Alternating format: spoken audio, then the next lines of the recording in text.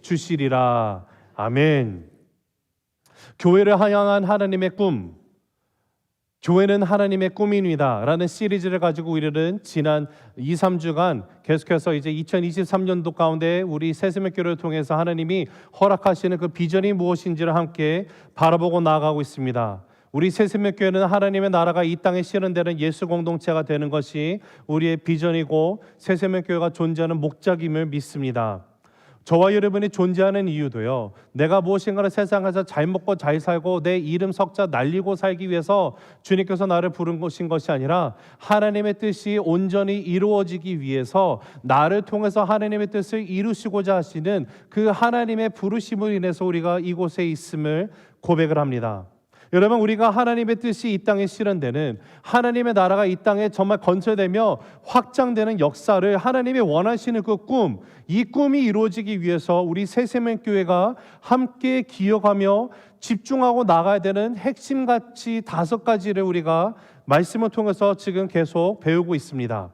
자, 첫 번째 핵심 가치가 뭐였는지 혹시 여러분 기억하십니까? 바로 예배였습니다. 우리는 예배의 생명을 다하는 교회가 되려고 합니다. 자, 두 번째는 무엇이었습니까? 교제였죠. 소그룹 교제로 하나 되는 교회가 되는 것입니다. 이것이 바로 지금 2023년도 우리 교회가 함께 힘쓰고 나가야 되는 2023년도 표어가 되기도 합니다. 자, 오늘은 이 세 번째, 우리가 정말로 집중하고 나아가기를 원하는 세 번째 우리 새세명교회를 향한 그 하나님이 주신 비전을 이루기 위한 핵심 가치는 무엇일까요? 바로 양육과 성장이 있습니다. 바로 변화와 성장이 기쁨이 되는 교회가 되는 것이 우리가 함께 집중하고 나갈 것이고요, 이것이 바로 2023년도에 우리가 집중하고 나갈 교회의 표어가 될 것입니다. 여러분, 화분에 씨를 심으면 우리가 그 눈에 보이지는 않지만 물을 주고 적당한 햇볕을 쐬게 하면 시간이 흐르면서 싹이 나기 시작합니다. 또 꽃도 피고요, 열매를 맺게 됩니다. 여러분, 예수님이 나의 생명에, 예수님의 생명이 내 안에 심겨지면 우리 삶은요 변화될 수밖에 없다라는 것입니다. 이 변화가 갑자기 하루 아침에 나타나는 변화는 아니지만 우리가 계속해서 나의 주인 되신 예수 그리스도, 나는 포도나무요 너희는 가지니 너희가 내 안에, 내가 너희 안에 있으면, 붙어만 있으면 너희는 반드시 열매를 맺는다고 하셨던 주님의 말씀처럼 우리가 붙어 있다면, 주님 앞에 접목되어 있다면 우리의 삶 가운데는 분명한 성령의 열매를 맺으며 살아갈 수밖에 없는 존재입니다. 여러분, 예수 그리스도의 피로 우리가 구속되며 거듭났습니다. 우리 안에 죽어 있었던 내 영혼에 예수 그리스도의 생명이 들어왔다는 것이죠. 자, 그러하기 때문에 그러면 이제는 내 안에 누가 살아있어야만 하는 것입니까? 바로 예수 그리스도만이 살아계셔야만 합니다. 그리스도가 내 안에 살아계시기 때문에 우리의 삶에는요 이미 하나님의 나라가 임했음을 압니다. 예수님께서 이 땅 가운데 오셔서 공생의 기간 동안에 제일 먼저 선포하셨던 메시지가 하나님의 나라였죠.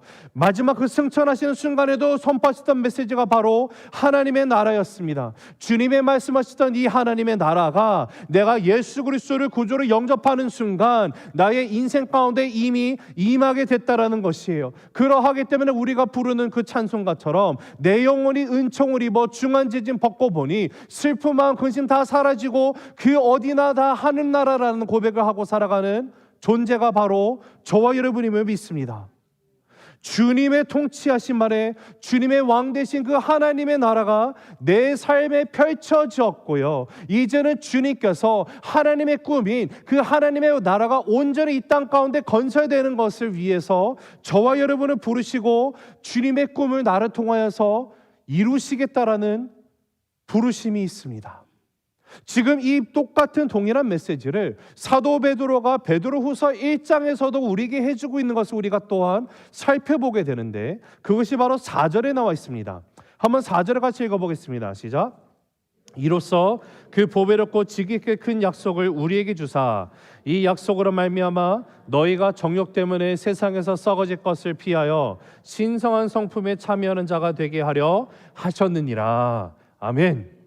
지금 보배롭고 지극히 큰 약속을 우리에게 주셨습니다. 예수 그리스도로 말미암아 나의 인생 가운데 주신 하나님의 그 약속, 그 선물로 인해서 나의 인생이 전체가 뒤바뀌어 버렸습니다. 그리고 이제는 내가 예수 그리스도를 믿고 하나님의 자녀된 것에서 그치는 것이 아니라 거기에는 궁극적인 목적이 있는데, 그것이 무엇인가 봤더니 바로 신성한 성품에 참여하는 자가 되는 것이라는 거예요. 여러분, 이 신성한 성품에 참여하는 것이 무슨 뜻일까요? 영어 성경인 ESV를 보면요, 신성한 성품을 The Divine Nature라고 썼습니다. 즉 하나님의 본성을 얘기하고 있는 거예요. It is talking about the nature of God, His divine nature. 그러면 하나님의 본성에 우리에게 그 참여하라고 한다는 것은 어떤 의미를 갖고 있냐면, 하나님의 본성을 우리가 회복하라라는 메시지가 담겨져 있습니다. 여러분, 성경을 보면요, 크게 네 가지 대지가 있습니다. 첫째는요, 하나님이 창조하셨어요. 하나님이 창조를 하시고 마지막 날에 가장 그 창조의 클라이막스로 어떻게 무엇을 하셨습니까? 인간을 창조하셨어요. 근데 인간을 창조하시면서 어떻게 창조하셨습니까? 하나님의 형상대로 창조를 하셨어요. 그런데 죄라는 것이 들어옴으로 인해서 타락이 일어납니다. 그러면서 하나님의 형상을 우리는 잃어버리고야 말았습니다. 영원히 죽었다라고 성경은 말을 합니다. 우리는 영적으로 완전히 죽어버린 존재가 되었었어요. 그러나 하나님께서는 죽어버린 존재였던 우리를 너무도 사랑하시고 포기할 수 없으셨기 때문에 구속이라는 사건을 우리에게 허락해 주셨습니다. 바로 예수 그리스도를 통해서 독생자이신 그분이, 죄가 없는 그분이 오셔서 십자가에 나를 대신해서 내 죄를 짊어지시고 피 흘리시고 몸이 찢기심으로 그 죄값을 치러주시는 속량이 되어주셨기 때문에 나의 인생 가운데 죽음에서 다시 영혼에 살아나는 것이 일어나게 되었어요. 그것이 우리는 거듭남이라고 부릅니다.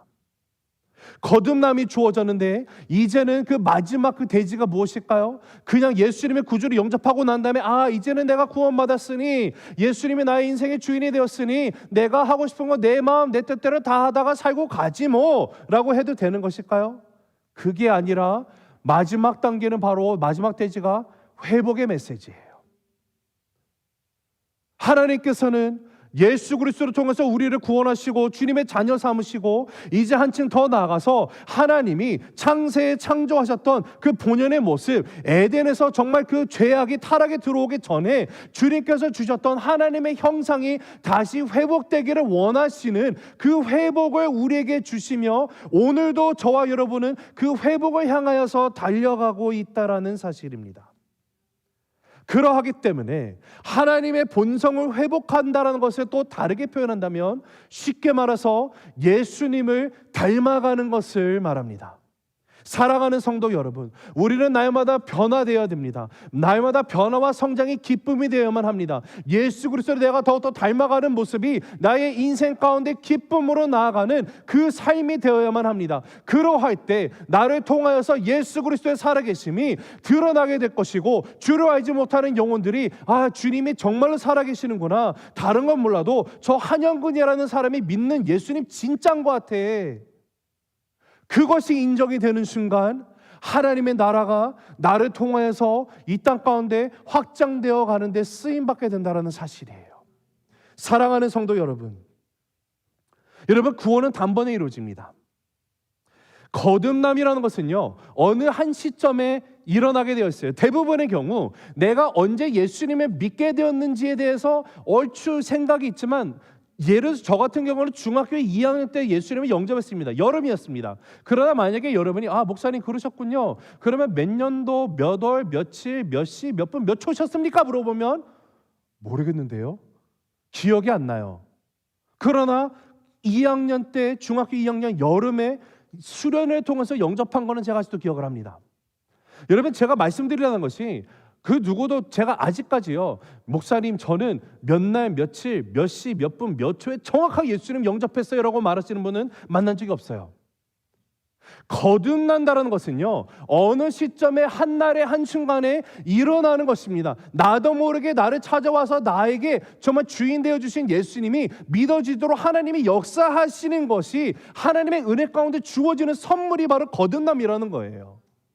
자, 그런데 한순간에 한 시점에 일시적으로 그냥 딱 이루어지지만 이 구원이 나의 삶 가운데 이루어지기 위해서 우리는 모르는 저 머나먼 곳에서부터 우리가 에베소서를 통해서 배웠지만 에베소서 1장 3절에서 14절 전체를 보면 어떤 내용이 나옵니까? 바로 삼위일체 하나님께서 나를 구원하시고 살리시기 위해서 창세 전부터 성부 아버지께서 나를 택하시고 나를 그 구원하기 위한 계획을 세우시고 이 계획의 성자 하나님께서 십자가에서 속량되심으로 말미암아 나의 죄값을 모든 것을 지불해 주시고 하나님의 말씀을 나에게 알게 깨닫게 해 주시고 그 모든 역사하신 것을 이제는 성령 하나님께서 저 예수님 오시는 그날까지 우리가 저 천국에 도달하는 그날까지 인을 치시고 보증하셨다는 사실을 우리는 이미 배워서 압니다.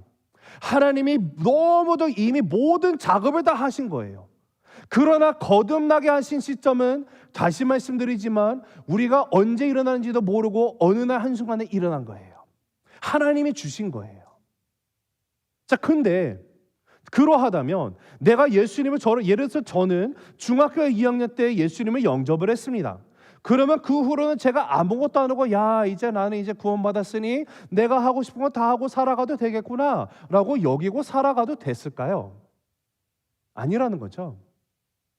여러분, 우리가 하나님이 우리 가정 가운데 자녀를 허락하시면은요, 아이가 태어나기까지 엄마의 뱃속에서 9개월이라는 시간 동안에 성장을 합니다. 눈에 보이지는 않지만 우리가 간혹 가다가 이제 가서 울트라 사운드를 하면 정말 신기하지 않습니까? 심장 박동 소리를 들으면 잊지를 못합니다. 근데 아빠는 모르지만 엄마는 뱃속에서 아이가 자라고 커가는 것을 직접 몸소 체험을 합니다. 누르기도 하고 찌르기도 하고 발차기도 하고 얘가 태권도 선수 되려고 하나 어찌나 발차기가 센지 여기가 막 아프고 뭐 이럽니다. 몸도 무거워지죠. 이 모든 것을 9개월이라는 시간 동안 아이가 자라고 나가지만 아이가 이 땅에 태어날 때는요 한순간이죠. 물론 이제 자매님들마다 다르긴 하겠지만 어떤 분들은 정말로 이 진통이 너무 심한 나머지 하루나 이틀 걸려서 어렵게 나시는 분들도 있지만 제가 만나본 가운데 20분 만에 나신 자매님도 있습니다. 그냥 가서 했더니 나왔대요. 그래서 난 내게 가장 쉽다 뭐 이러신 분이 있던데 그래도 아이가 태어나는 건 한순간이지만 여러분, 이 아이가 태어났을 때 내가 이제 이 땅에 태어났으니까 나는 아무것도 안 해도 되지롱이라고 하면 애가 잘할까요? 아니죠. 오히려 태어나는 순간부터 이 아이는요 어마어마하게 많은 성장을 위해서 노력을 해야만 합니다. 성장하기 위해서는 엄마의 젖도 잘 물어야 되고요, 똥도 잘 싸야 되고요, 쉬도 해야 되고요, 기어다니는 거, 걸어다니는 거, 이거 다 운동이에요. 운동. 근육을 키우는 거 아닙니까? 그러다 나중에 아장아장 걷다가 뛰기 시작을 합니다. 그러다가 막 언어를 배우기 시작을 하고요, 이제 학교를 들어가기 시작하면 처음엔 뭣도 모르다가 나중에 엄마 아빠한테 막 불평을 하지. 누가 도대체 학교란 거 만들어가지고 내 인생 가운데 이런 고통을 하나님께서 허락하셨나 하면서 이제 하나님 앞에 하나님 왜 학교를 주셨습니까? 이러고 나가지 않습니까? 저희 딸들만 그랬나요? 근데 이 모든 것이 아이들에게 필요하죠. 왜냐하면 이 아이가 성숙한 성인이 되기 위해서는 반드시 거쳐야 되는 과정입니다. 우리의 신앙생활도 마찬가지라는 거예요. 우리의 신앙도 우리가 정말로 신성한 성품에 참여하는 자가 되려면, 하나님의 그 본성을 회복하는 자가 되려면, 예수님을 닮아가는 모습으로 이루어지기 위해서는요, 우리의 삶 가운데 우리가 정말로 집중하고 나가야 되는 것이 무엇이냐면, 그냥 단순히 예수님을 내가 어느 날 믿고 그걸로 땡이 아니라 그 후로는 내가 정말로 예수님을 더욱더 닮아가기 위해서 하나님의 말씀을 통해서 나를 통해서 이루시고자 해서 하나님의 뜻을 향하여 하나님의 그 모든 본성이 회복되는 것에 초점을 맞추고 나아가는 인생이 되어라 해요. 그것이 바로 오늘 사도 베드로가 우리에게 선포하고 있는 메시지입니다. 그리고 이것을 더 나아가서요, 이 하나님의 본성이 회복되는 것을 또 다르게 표현하는 것이 나오는데 바로 열매를 맺는다라고 얘기하는 것이 8절에 나와 있습니다. 한번 같이 읽어보겠습니다. 시작. 이런 것이 너희에게 있어 흡족한즉 너희로 우리 주 예수 그리스도를 알기에 게으르지 않고 열매 없는 자가 되지 않게 하려니와. 자, 여기 보면 알기에 해당하는 헬라어 단어가요, 에피그노시스라는 단어가 쓰여 있습니다. 이 알기의 이 에피그노시스가 좀 이따 우리가 볼 이 지식이라는 단어와 똑같은 원어 뿌리 어글이 똑같아요. 그노시스 나왔는데 이 에피그노시스라는 단어의 뜻은요 좀 다릅니다. 그노시스는 내가 정확히 아는 지식을 가리키지만 에피그노시스는 마음으로 깊이 인식해서 아는 것을 의미합니다. 근원적이면서 체험적인 지식으로 완전한 지식을 의미할 때 쓰이는 것이 에피그노시스예요. 그런데 지금 여기서 뭐라고 말하냐면 신성한 성품에 참여하는 자가 되려면 어떠한 열매를 맺는 자가 되게 되어 있다는 것이에요. 열매를 맺기 위해서 중요한 것은 우리가 예수 그리스도를 에피그노시스 해야 된다는 거예요. 체험적으로 온전히 알므로 완전한 지식이 있어야만 하는 겁니다. 그런데 그런 삶의 모습이 될 때 인생 가운데 분명히 열매가 맺혀지는 것, 여러분 우리의 삶 가운데 하나님의 형상의 회복이 이루어지는 이 열매를 맺는 풍성한 삶이 되기 위해서 우리가 반드시 힘써야 되는 것이 오늘 본문 가운데 두 가지가 나와 있습니다. 자, 첫 번째는요, 그리스도인의 8가지 덕목의 열매를 맺어야만 합니다. 같이 읽습니다. 시작. 그리스도인의 8가지 덕목의 열매를 맺으라. 한 번 더 읽습니다. 시작. 그리스도인의 8가지 덕목의 열매를 맺으라. 자, 5절에서 7절 말씀인데요, 같이 읽어봅니다. 시작. 그러므로 너희가 더욱 힘써 너희 믿음의 덕을, 덕의 지식을, 지식의 절제를, 절제의 인내를, 인내의 경건을, 경건의 형제 우애를, 형제 우애의 사랑을 더하라. 자, 5절에서 7절에 보면은요, 더하라는 말이 계속 나오고 있습니다. 물론 우리가 읽은 성경에는 더하라가 한 번 나와 있습니다. 그러나 원어를 살펴보면 이것이 분사형으로 돼 있어가지고 이런 의미예요. 그냥 정확한 의미를 살리면 믿음의 덕을 더해라, 덕의 지식을 더해라, 지식의 절제를 더하라, 절제 인내를 더하라, 인내의 경건을 더하라, 경건의 형제 우애를 더하라, 형제 우애의 사랑을 더하라. 더하라는 명령이 계속 나오고 있습니다. 제가 이 말씀 묵상하면서 처음에 솔직히 이거 좀 너무 하시는 거 아니야? 뭐 이렇게 많이 더하라고 하시나? 이 8가지 언제 다 더하지? 이런 생각을 하다가 깊이 묵상하는데 하나님 앞에 목사님 이게 은혜구나라는 것을 깨닫게 되었어요. 더하라는 것이 은혜구나. 왜냐하면은요, 만약에 하나님께서 이 8가지를요, 야 형거나 너 이거 다 완성하라라고 만약에 명령을 주셨으면요, 저는 못합니다. 겁이 날 거예요. 시도조차 못할 것 같아요. 왜요? 저는 이것을 완성할 수 있는 힘이 전혀 없거든요.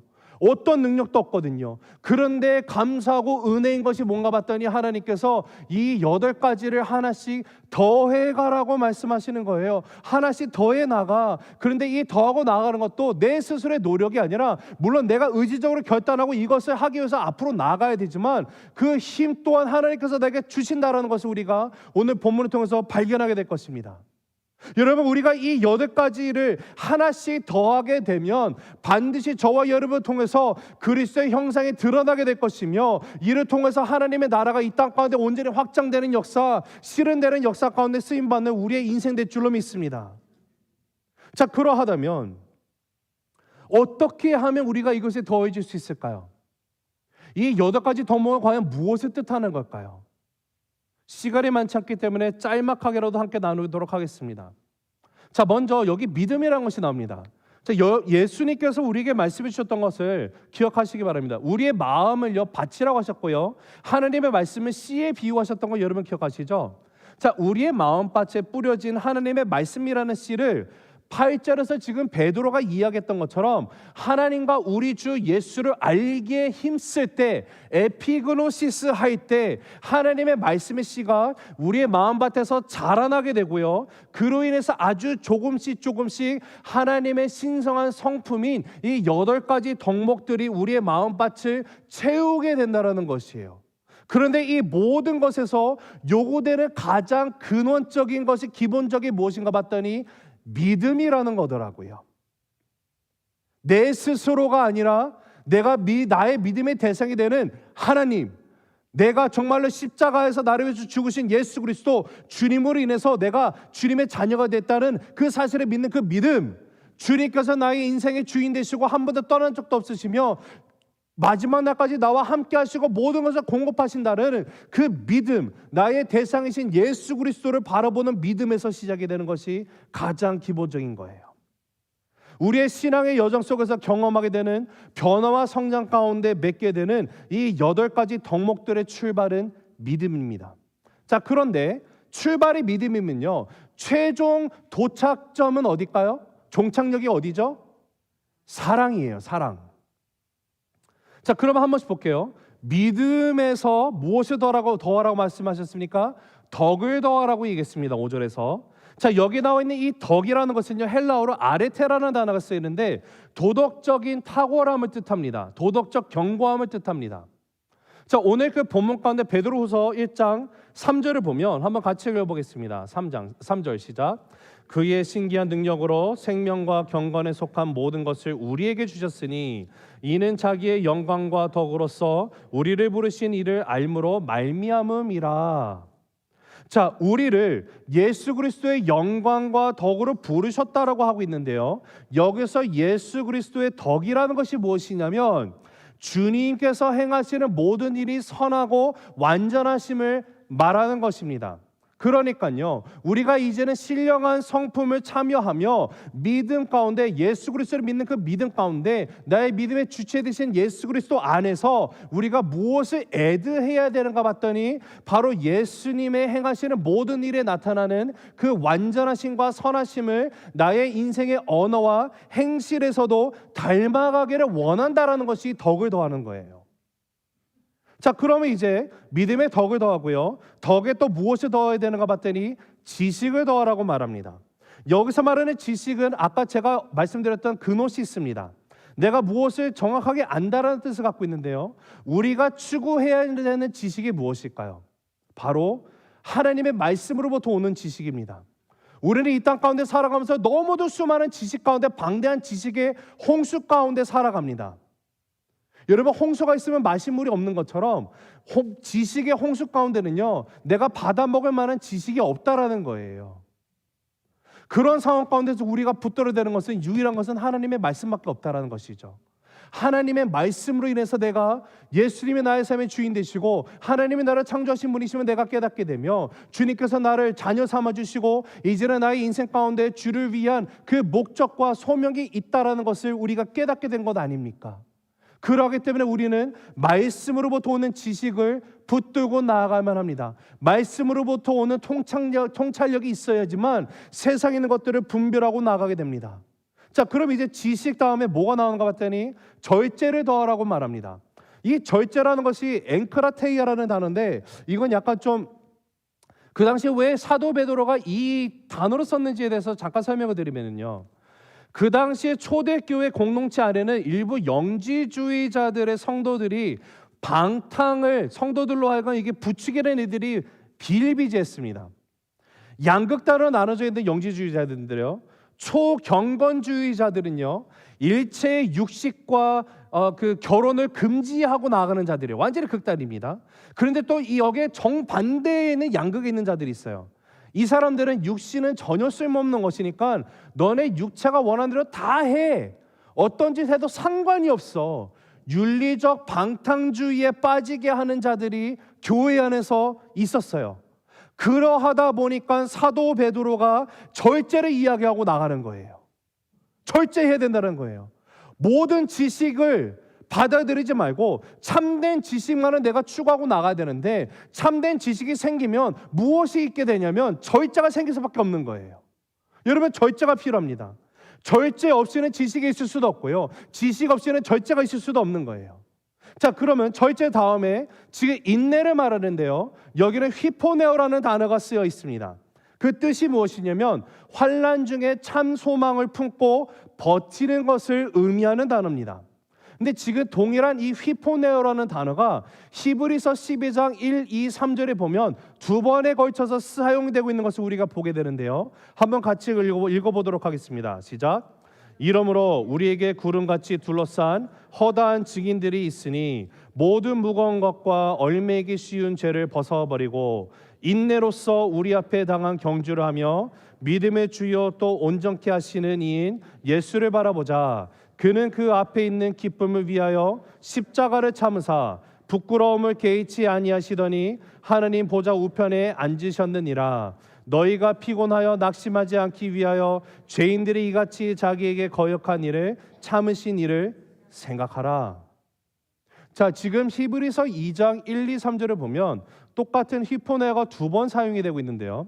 1절에서는 하나님께서 우리를 부르신 지금 믿음의 경주라는 것이 있습니다. 그런데 이 믿음의 경주를 보니까 100m 달리기가 아니에요. 스프린트가 아니고 평생을 장거리를 뛰는 마라톤과 같은 경주이기 때문에 우리가 끝까지 인내를 하면서 꾸준히 달려가야 한다는 뜻으로 말씀을 하고 계시고요. 2절, 3절에서는 예수님께서 우리들을 구원하시기 위해서 주님 앞에 놓여 있는 그 십자가를 넘어서서 그 기쁨이 있음을 바라보심으로 말미암아 십자가의 그 모든 순환을 참으신 것을 묘사할 때 참으셨다라는 말이 원어에서 휘포네오라는 동일한 단어가 나와 있습니다. 즉 인내라는 것은요, 휘포네오는요, 마지막에 하나님 앞에서 칭찬과 상급이 주어질 것을 바라보며 모든 어려움을 견디는 것을 뜻합니다. 자, 그 다음에 인내에 무엇을 또 더해야 되는가 봤더니 경건을 더하라고 말합니다. 자, 경건함이라는 것은요, 하나님을 경외하는 마음의 자세가 삶의 모든 부분에 나타나는 것을 말합니다. 경건하다라는 것은요, 진정으로 하나님께 헌신되어 우리의 삶의 모든 부분을 하나님께서 지켜보고 계신다는 사실을 기억하면서 하나님의 면전 안에 목전 앞에 살아가는, 즉 코람데오로 살아가는 것이 경건입니다. 그것이 경건의 모습이에요. 자, 이렇게 하나님을 향한 경건함으로 살아가기 시작하면 어떤 것이 또 우리의 인생 가운데 더해지는가 봤더니 형제 우애라는 것이 더해지게 되어 있는 거예요. 예수 안에서 다른 크리스찬들을 향해서 사랑하는 이 우애가 생기기 시작합니다. 왜 그럴까요? 나의 인생 가운데 주인이 하나님이면 내가 알게 돼요. 내가 하나님의 인재 가운데 항상 코람되어 하나님의 면전에서 살아가는 것을 내가 체험하고 살아가는데, 주변에 봤더니 형제 자매들의 저 집사님의 삶 가운데 저 자매님, 저 형제님, 저 장로님, 저 권사님 인생 가운데 계시는 코람되어 하나님이 동일하게 보이는 거예요. 그래서 함께 형제 우애로 나가게 되는 것이죠. 자, 근데 여기서 우리가 형제 우애를 생각할 때 그냥 어떤 그 다툼도 없이 그냥 사이좋게 같이 이렇게 지내고 우리는 주 안에 형제자 주 안에 우린 하나, 이거 이렇게 찬양하면서 서로 이렇게 위해하고 나간다고 생각할 수 있으나 그거는 정말 1차원적인 개념입니다. 지금 여기서 말하는 형제 우애가 무엇인지를요, 그 뜻을 살펴보다가 척 스윈더스 목사님이 해석한 것이 가장 좋다고 제 생각이 돼서 한번 나눕니다. 척 스윈더스 목사님은 이 형제 우애를 어떻게 해석을 했냐면, 형제 우애란 다른 사람의 의견, 감정, 생각, 주장들이 들어올 수 있는 여지를 남겨놓는 태도다라고 말했어요. 다른 사람의 의견, 다른 사람의 감정, 다른 사람의 생각, 다른 사람의 주장들이 내 마음 가운데, 내 생각 가운데, 나의 삶 가운데 들어올 수 있도록 여지를 남겨두는 것이 형제 우애다. 여러분, 그리스도 안에서 한 가족이 된 다른 크리스찬을 형제로 여기게 되는 따뜻한 마음이 생기며 친절한 마음이 있다 보니까 이것이 가능해지는 것이 형제 우애라는 거예요. 자, 근데 여기서 멈추는 것이 아니라 한 가지를 더 더해야만 한다고 합니다. 형제 우애에다가 무엇을 더한다고요? 사랑을 더하라. 자, 근데 여기서 좀 이상하지 않습니까? 형제 우애도 사랑인데 사랑을 또 더했어요. 원어를 살펴보면 여기서 형제 우애는요, 필라델피아가 쓰여 있습니다. 어디서 많이 들어보신 단어죠? 필라델피아. 헬라어로 필라델피아인데 이것이 인간과 인간 간에 있는 이런 그 우애, 그 친분, 이런 그 형제 간의 사랑, 이런 것을 가리키는 거예요. 그래서 필라델피아 뜻이 뭐냐면 City of Brotherly Love잖아요. 형제의 우애를 말합니다. 그런데 여기서 말하는 이 마지막의 사랑이 무슨 사랑일까요? 바로 아가페가 쓰였어요. 필레오라고 말하면요, 내가 인간 대 인간으로 사랑하는 사랑을 뜻하지만 아가파오가 생기면요, 내가 하나님의 사랑으로 당신을 사랑합니다 해요. 즉 믿음으로 시작해서 이 우리가 그 삶 가운데 맺게 되는 이 덕목의 끝이 무엇인가 봤더니 사랑이에요. 여러분, 믿음, 소망, 사랑, 이 세 가지는 항상 있을진데 그 중에 제일이 뭐라고 했습니까? 사랑이죠. 자, 이게 무슨 뜻입니까? 신령한 성품에 참여된 자들의 삶의 열매가 바로 믿음에서 시작해서 끝의 최종 목적지는 하나님의 사랑이에요. 아가페 사랑이에요. 그래서 믿음의 덕을, 덕의 지식을, 지식의 절제를, 절제의 인내를, 인내의 경건을, 경건의 형제 우애를, 그리고 형제 우애의 사랑을 날마다 더해가게 되는 저와 여러분의 인생 되시기를 간절히 주님 이름으로 축원합니다. 자, 두 번째, 부르심과 택하심을 굳게 해야만 합니다. 같이 읽습니다. 시작. 부르심과 택하심을 굳게 하라. 한 번 더 읽습니다. 시작. 부르심과 택하심을 굳게 하라. 자, 10절 11절인데요. 한번 같이 읽습니다. 시작. 그러므로 형제들아 더욱 힘써 너희 부르심과 택하심을 굳게 하라. 너희가 이것을 행한즉 언제든지 실족하지 아니하리라. 이같이 하면 우리 주 곧 구주 예수 그리스도의 영원한 나라에 들어감을 넉넉히 너희에게 주시리라. 여러분, 우리의 삶 가운데 하나님의 형상의 회복이 이루어지는 삶이 되기 위해서 우리가 반드시 힘써야 되는 두 번째가 뭐라고요? 부르심과 택하심을 굳게 하는 것입니다. 자, 이게 무슨 뜻이냐면 이런 거예요. 하나님께 택하심을 받은 하나님의 자녀가 되었다라는 그 사실을 내가 나의 인생 가운데 더욱더 견고하게 입증하라라는 뜻입니다. 왜냐하면 여기 굳게 하다라는 단어가 베바이오스라는 헬라어가 쓰여 있는데 이것은 어떨 때 쓰이는 거냐면요, 이 법적인 용어입니다. 어떤 문서를 법적으로 인증하다, 개런티하다, 보증하다라는 뜻을 갖고 있는 단어예요. 그러니까 우리를 구원하신 것은 하나님께서 행하신 놀라운 역사인데, 그래서 이제는 우리가 예수 그리스도 안에서 살아가며 나를 거듭나게 하신 예수 그리스도가 나의 삶의 주인이 되셨는데, 이제는 한층 더 나아가서 나의 영적인 성장에 성령 하나님이 인도하시는 대로 우리가 순종하며 따라가야 하는 책임이 누구에게 있다고요? 나에게 있다라는 거예요. 너희가 더욱 힘써라. 열심히 노력을 기울여라. 그런데 우리가 무엇에 힘을 써야 하는가 봤더니 성장하기를 힘써라. 예수 그리스도를 닮아가는 데 힘쓰라예요. 이를 통해서 너의 삶 가운데 주인 되시는 부르심과 너를 부르신 이가, 너를 택하신 이가 너의 인생 가운데 드러나게 되도록 너희는 항상 힘쓰라라는 뜻입니다. 우리가 참된 믿음을 선물로 받았어요. 구원받은 하나님의 자녀임을 확실하게 인증하는 증거가 어디 있는가 생각해 보면 지금 여기 나와 있는 것처럼 우리가 첫 번째로는 1차적으로요, 이 8가지 믿음의 덕목들을 우리가 그 열매로 풍성하게 맺히는 삶이 되어야 되고, 나의 인생의 모든 전인격적인 부분마다 예수 그리스도의 주임 되심이 드러나게 되는 그 삶 가운데 나가는 것을 뜻합니다.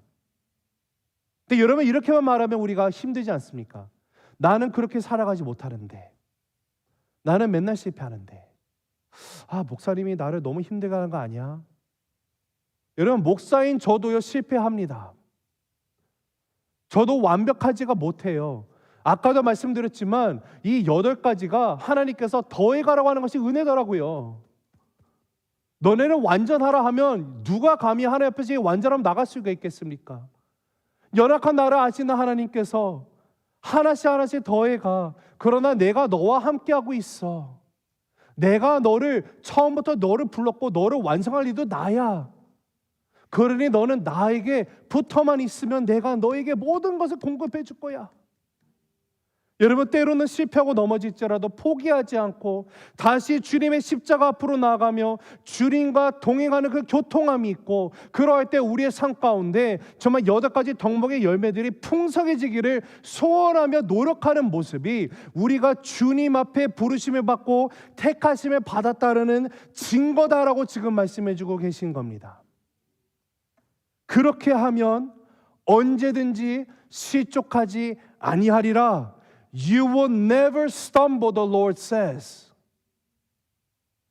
여러분, 참된 신학의 증거를 보이는 사람은요, 그들의 믿음이 파손되지 않도록 끝까지 마지막 날까지 주님께서 은혜를 베풀어 주시며 그의 능력으로 붙들어 주신다라고 지금 우리에게 약속하고 있는 하나님의 말씀이 우리에게 주어졌습니다.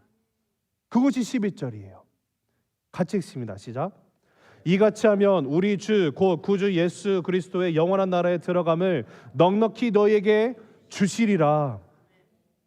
사랑하는 성도 여러분, 신성한 성품에 참여하려고 힘쓰는 자, 예수님을 닮아가기에 힘쓰는 자, 열매 풍성한 크리스찬의 삶을 살아가고자 하는 자들은요, 우리가 가는 신앙의 여정의 길은요 좁습니다. 좁은 길이에요. 그러나 우리가 저 천국에 들어갈 때는요 넉넉히 들어가게 되는 줄로 믿으시기 간절히 바랍니다. 이것을요 지금 넉넉히 너희에게 주시기라고 말하는 거예요. 너희가 넉넉하게 한번 만들어 봐가 아니에요. 하나님께서 주신다라는 사실입니다. 하나님의 주시기 때문에 내가 어찌 이 길을 넉넉하게 가지 못하겠습니까? 주님이 나와 함께 하시기 때문에 우리는요, 저와 여러분은 분명히 마지막 날에 주님을 만나는 그 날에 주님께서 잘하였도다 착하고 충성된 종아, 내가 작은 일에 충성하였음에 내가 많은 것으로 내게 맡기리니 이제는 너의 주인 집에 들어와서 이 즐거움에 참여할지니라. 이 고백을 듣게 되는 저와 여러분 되시기를 간절히 바랍니다. 만왕의 왕 되신 예수 그리스도께서 우리를 이렇게 칭찬하며 맞아주시기 위해서 기다리고 계신다는 사실입니다. 가능하여. 왜요? 주님이 나와 함께 하시기 때문이에요. 말씀을 맺습니다. 우리의 삶 가운데 하나님의 형상의 회복이 이루어지는 이 열매를 맺는 풍성한 삶이 되기 위해서는 우리는 반드시 힘써야 되는 두 가지가 있습니다. 여러분, 첫째는 그리스도의 8가지 덕목의 열매를 맺어야 돼요. 그러나 이 모든 것의 시작은 믿음에서 시작됩니다. 나의 주인 되신 예수 그리스도를 믿는 그 믿음에서예요. 믿음의 주체이신 그분이 중요한 거예요. 나의 믿음의 주체가 하나님 아버지 창조주이시기 때문에 나에게 이 모든 것을 더해가는 인생으로 인도하시는 분도 하나님이십니다. 주님께서 나에게 모든 능력으로 더해주시는 분이에요. 그리고 끝내 저와 여러분은 그 끝에 하나님 아버지 그 아가페 사랑으로 채워져 있는 그 덕목의 열매가 넘치게 될 줄로 믿습니다. 믿음의 덕을, 덕의 지식을, 지식의 절제를, 절제의 인내를, 인내의 경건을, 경건의 형제 우애를, 형제 우애의 사랑을 날마다 더해 가시기를 간절히 기도합니다. 여러분, 부르심과 택하심을 굳게 하세요. 더욱 힘써야 됩니다. 열심히 노력을 기울이고 나가야 되는데 그것이 무엇인가 하면 나의 인생 가운데 주인이신 예수 그리스도가 나의 삶을 통해서 온전히 드러나게 되기를, 내가 예수를 닮기를 원하고 나가는 그 성장에 힘쓰는 데 있다는 사실입니다. 하나님께 택함받은 하나님의 자녀가 되었기 때문에 여러분, 우리는 주님 안에서 날마다 그 부르심과 택하심 가운데 굳건하게 서게 될 줄로 믿습니다. 말씀을 통하여 실천하려고 힘쓰시기 바랍니다. 들었으면 행해야만 하는 것이에요. 그래야지만 우리는 성장하게 되어 있습니다. 사랑하는 성도 여러분, 우리 2023년도 한 해를 살아갈 때도, 우리 남은 인생을 살아갈 때 하나님 다른 거 다 필요 없어요. 하나님, 내 삶 가운데 정말로 진정한 원하는 소원 하나입니다. 예수님 함께 해주세요. 하나님, 나를 통해서 이 땅 가운데 주를 모르는 영혼들, 내 친구들, 친척들, 가족들, 내 직장 동료들, 하나님 나를 통해서 예수님 만나게 해주세요. 예수님을 더욱더 닮아가게 원합니다.